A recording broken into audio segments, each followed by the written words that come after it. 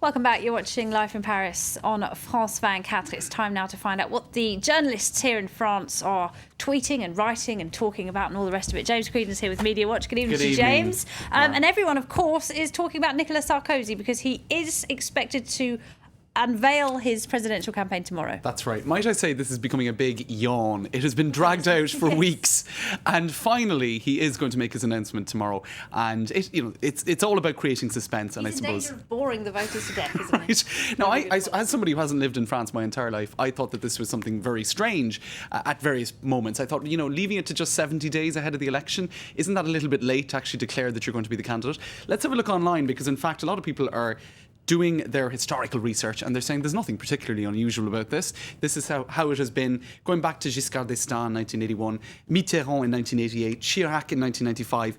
That is sitting presidents in office who declare that they're going to run for office again. So they're having a look at that in Atlantico. And for example, Giscard d'Estaing, let's roll some pictures, because we do some pictures of how they chose to make this announcement. Sarkozy's going to do it on TV. Sarkozy's going to do it on TV tomorrow night. Here's Giscard d'Estaing in 1981. Now, his wife was actually in that shot. There was a wide shot, and then she was just sort of, put out of the picture. She was almost a part of the decoration. François Mitterrand, it took him about 15 minutes to actually tell the nation his plans. Did all French presidents look very similar up until the last one? They had a very similar dress sense in any case. Very sober. There we are, all three of them. Now, in fact, Mitterrand answered a simple yes to a journalist question. The journalist asked him at the top of the interview, "Are you going to be president again?" And he said yes, but it actually sounded more like, "Of course I am, you imbecile. I'm François Mitterrand, the Sphinx. I mean, what else would I do except?" It was a very loaded we.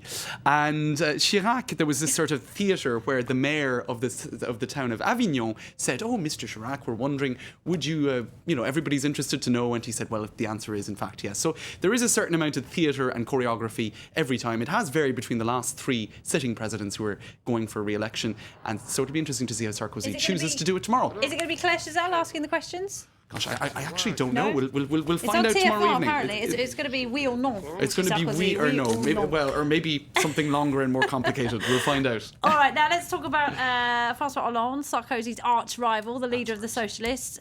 He's been talking to The Guardian. That's right. Interview that went online yesterday evening. It's created a lot of comment in France. Now, just to very briefly tell you why.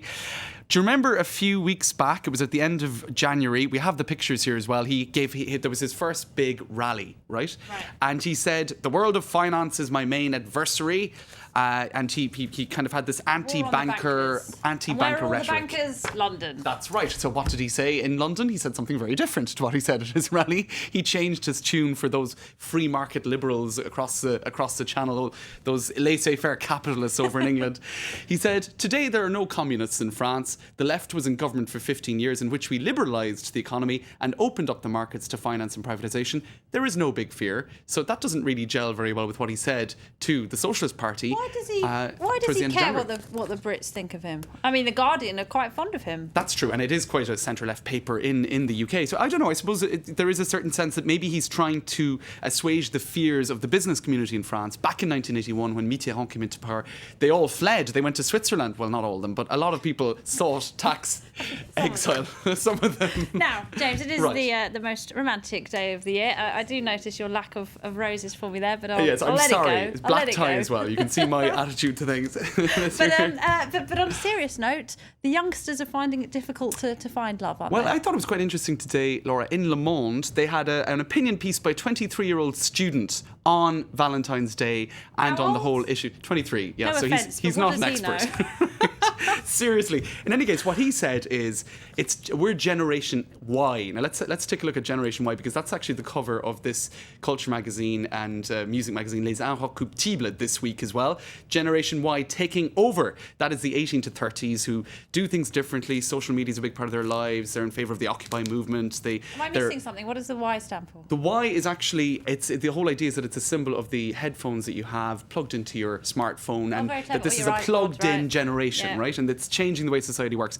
And he says Generation Y, or the Facebook generation, they don't really know how to manage love, that it's all been mixed up. And just to give you some quotes, he says, people over 30 won't understand this. Oh, that's you and me. This is an era where selfish individualism, the frenzied search for pleasure, has led to total chaos. It has been because of fear, we have renounced love, and it has been replaced by the search for pleasure.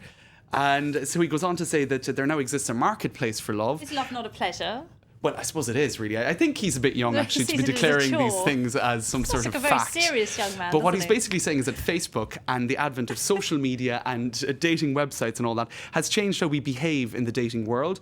You can know everything about somebody before you even actually go on a date with them if you've friended them on you can Facebook. Google them, can't you? That's right, you can find out everything. This contributes to the illusion, according to this young man, that we're all interchangeable. And he says that Facebook has acted as a formidable accelerator and destroyer of human relationships and love. I smell a broken heart, don't you, James? He actually said that in the article too, that he's had some thumps along the way. He says, may Valentine's Day not become the symbol of love's deterioration. Now, as you said, he's 23. You know, give it a bit of time. It might come along eventually. I think he's been dumped, hasn't he? Right. Not too long ago. I think you might be right. Anyway, so there you go. That's a bit of a low note in today's Le Monde Oh, about James, it's love. not very romantic. Is it 23 years old, though? Give it a chance. It does get better, we promise. All right, we're going to have to end that now. Media Watch, then, Laura. James, thank you very much indeed. Time now for web news.